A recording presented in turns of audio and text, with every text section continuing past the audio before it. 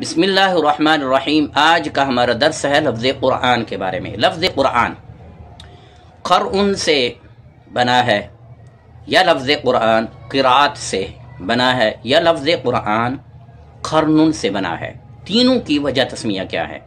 اگر لفظ قرآن قرن سے ہو تو اس کا معنی ہوتا ہے جمع کرنا۔ اب قرآن مقدس کو قرآن اس لیے کہتے ہیں کہ یہ تمام اولین و آخرین کے علموں کا مجموعہ ہے۔ دین و دنیا کا کوئی ایسا علم نہیں جو اس قرآن مقدس میں موجود نہ ہو۔ رب کائنات کا ارشاد پاک ہے وَنَزَّلْنَا عَلَيْكَ الْكِتَابَ تِبْيَانًا لِكُلِّ شَيْءٍ، ہم نے آپ پر ایسی کتاب نازل کی، یعنی قرآن مقدس، جس میں ہر چیز کا بیان ہے۔ نیز یہ صورتوں اور آیتوں کا بھی مجموعہ ہے، نیز یہ تمام بکھروں کو جمع کرنے والی کتاب ہے۔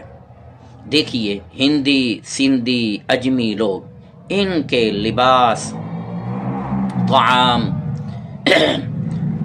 زبان، طریق زندگی سب مختلف الگ الگ ہیں، تو کوئی صورت ایسی نہ تھی کہ ان کو جمع کیا جائے، تو قرآن مقدس نے ان سب کو جمع کیا، تو قرآن نے ان سب کو نام یہ دے دیا مسلمان۔ اب اللہ پاک نے ارشاد فرمایا هو سماکم المسلمین، اس ذات نے تمہارا نام مسلمان رکھا ہے۔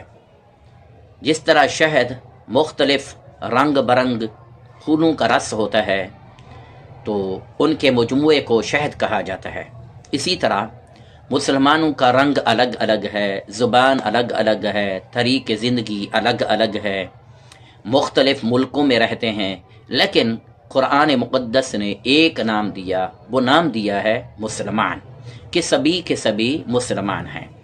اس طرح قرآن مقدس نے سب کو جمع کر دیا، اس لیے کیونکہ لفظ قرآن قرآن سے ہے، جس کا معنی ہے جمع کرنا۔ اس طرح قرآن مقدس نے زندوں اور مردوں کو بھی جمع کیا ہے۔ دیکھیے مردے مسلمان زندوں سے فیض حاصل کرتے ہیں، بعین طور کہ ان کے لیے ایثار ثواب کیا جاتا ہے یہ قرآن مقدس پڑھ کر، لہذا مردے مسلمان وہ زندہ مسلمانوں سے فیض حاصل کر رہے ہیں، اسی طرح زندہ مسلمان مردے مسلمان سے فیض حاصل کرتا ہے، ان کی بدولت، ان کے فیض کی وجہ سے انسان قطب بنتا ہے، ولی بنتا ہے۔ یہ قرآن مقدس کا لفظ اگر یہ لفظ قرات سے مشتق ہو تو اس کا معنی ہے پڑھی ہوئی چیز۔ اس قرآن کو قرآن اس لیے کہتے ہیں کہ یہ پڑھی جانے والی کتاب ہے۔ دیگر انبیاء کرام کو کتابیں ملیں، صحیفے ملے تو لکھے ہوئے ملے، لیکن قرآن مقدس یہ پڑھا ہوا نازل ہوا، جبریل امین لے کر آتے، اسے پڑھتے، نبی علیہ السلام سماعت فرماتے، تو پڑھی ہوئی چیز، لکھی ہوئی چیز سے آپ جانتے ہیں یہ اعلیٰ اور عرفہ افضل ہوا کرتی ہے۔ تو اس کو قرات سے ہے تو پڑھی جانے والی کتاب۔ تو آپ دیکھیے دنیاوی اور دینی کتب میں کوئی بھی اس سے زیادہ کوئی کتاب زیادہ پڑھی نہیں جاتی۔ یہ قرآن مقدس کا معجزہ ہے، اسے اعزاز حاصل ہے کہ یہی سب سے زیادہ پڑھی جاتی ہے۔ دیگر مصنفین کی کتابوں کو دیکھیں، یا تو انسان ایک بار دو بار پڑھتا ہے لیکن اس کی طبیعت اکتا جاتی ہے، لیکن قرآن مقدس ایسی کتاب ہے تنہا بھی انسان اسے پڑھتا ہے، جماعت میں بھی اسے پڑھتا ہے، شبینے کی صورت میں بھی اسے پڑھتا ہے، تراویح کی صورت میں بھی پڑھتا ہے۔ قرآن مقدس کو ماہ رمضان المبارک میں ایک قاری قرآن، حافظ قرآن کئی بار پڑھتا ہے، پھر تراویح میں پھر پڑھتا ہے، ساری زندگی حافظ قرآن پڑھتا رہتا ہے، لیکن اس کی طبیعت نہیں اکتاتی۔ جب بھی وہ پڑھتا ہے اسے اور ایک نیا لطف ملتا ہے، ایک نیا مزہ ملتا ہے، ایک نیا انداز اسے ملتا ہے، اور جو بھی انسان سنتا ہے اسے لطف آتا ہے۔ اس وجہ سے یہ قرآن مقدس قرات سے ہے، جس کا معنی یہ ہے کہ پڑھی جانے والی کتاب۔ مزے کی بات یہ ہے کہ اس قرآن مقدس کو صرف مسلمانوں نے نہیں پڑھا بلکہ اس کو غیر مسلموں نے بھی پڑھا ہے۔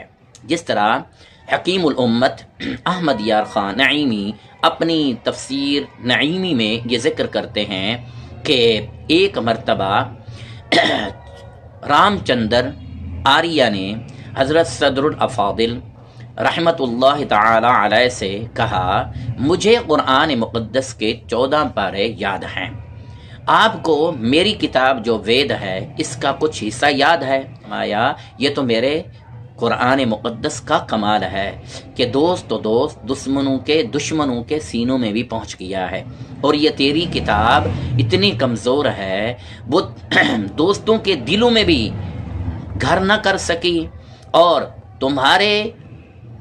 بقول تمہارے دنیا میں وید کو آئے کئی 100 سال گزر گئے لیکن ہندوستان سے آگے نہ بڑھ سکی، لیکن یہ کلام الہی ایسا کلام ہے نہ صرف ہندوستان میں رہا بلکہ پوری دنیا میں یہ گھر گھر دل کے اندر پہنچ گیا ہے۔ اگر یہ قرآن قرنن سے بنا ہو تو اس کا مطلب یہ ہوگا کہ قرآن کے معنی ہے ملنا اور ساتھ رہنا۔ اب اس قرآن کو اس لیے قرآن کہتے ہیں، حق اور باطل اس کے ساتھ ہیں، اس کی صورتیں، ان کی آیتیں ساتھ ہیں، بعض کے ساتھ ہیں، کوئی صورت کوئی آیت کوئی لفظ کسی کے مخالف نہیں ہے، اس میں عقائد، اعمال اور اعمال میں اخلاق، سیاسیات، عبادات، معاملات تمام ایک ساتھ جمع ہیں۔ یہ مسلمان کے ہر وقت ساتھ رہتا ہے، دل کے ساتھ، خیال کے ساتھ، ظاہری اعضاء کے ساتھ، باطنی عضووں کے ساتھ، دل میں پہنچا، اس کو مسلمان بنایا، ہاتھ اور پاؤں تک، ناک و کان وغیرہ کو حرام کاموں سے روک کر حلال میں مشغول کر دیا، غرضے کے سر سے لے کر پاؤں تک ہر عضو پر اپنا رنگ جما دیا، پھر زندگی میں ہر حالت میں ساتھ، بچپن میں ساتھ، جوانی میں ساتھ، بڑھاپے میں ساتھ، پھر مرتے وقت ساتھ، پھر قبر میں ساتھ، پھر حشر میں ساتھ، پھر پل صراط پر نور بن کر آئے اور آگے چلے، راستہ دکھائے اور راستہ بتائے۔ جب مسلمان جنت میں پہنچ جائے پھر فرمایا جائے گا تو اسے پڑھتا جا اور چڑھتا جا، غرضے کہ یہ مبارک چیز کبھی بھی ساتھ نہیں چھوڑتی۔ اس لیے قرآن مقدس جو ہے یہ لفظ قرنن سے مشتق ہے، جس کا معنی ہے ساتھ رہنا۔ تو یہ آبادی میں بھی ساتھ رہا، مسجد میں بھی ساتھ رہا، گھر میں بھی ساتھ رہا، بڑھاپے میں بھی ساتھ رہا، یہ ہر جگہ انسان کے ساتھ، زندگی میں بھی ساتھ، وفات پا جانے کے بعد بھی ساتھ۔ تو ہمیں ایسی کتاب کے ساتھ دل لگا لینا چاہیے جو ہر وقت ہمارے ساتھ رہے۔ اللہ پاک سے دعا ہے اللہ تعالیٰ ہم سب کو قرآنی علوم سے بہرہ مند فرمائے، آمین۔